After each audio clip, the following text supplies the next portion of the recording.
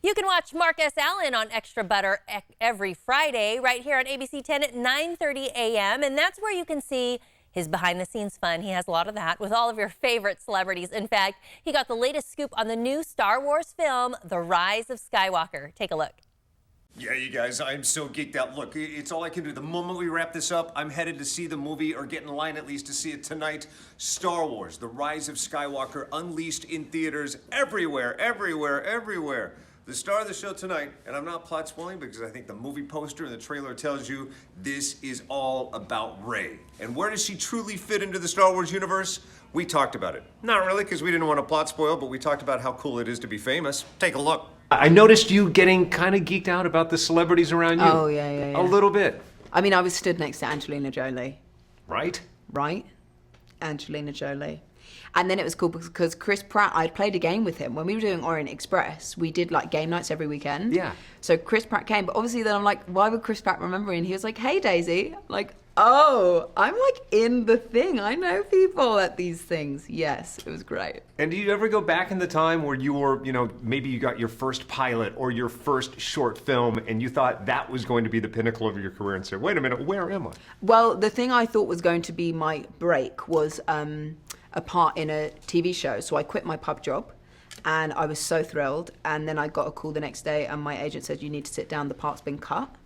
And it was honestly a horrifying moment because I was like, I genuinely quit my job. Sure. But now I think they actually gave me a tiny bit. And weirdly, the scene's about John Williams, which is all a bit spooky. But I think now I'm so grateful for those things because, learning.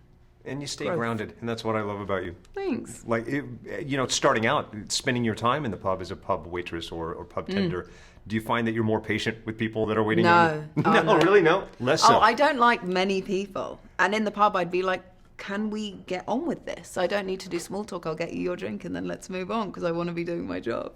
I'm not patient. I'm also an impatient driver.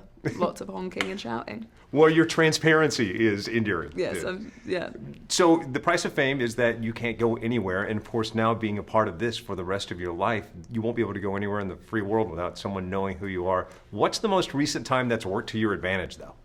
Well, it's not because I do use the tube and bus because, people have their lives going on. And that's a very refreshing thing. So everyone's like, you're never going to be able to walk outside. And then you're like, oh, cool. Everyone's on their phones or going to work.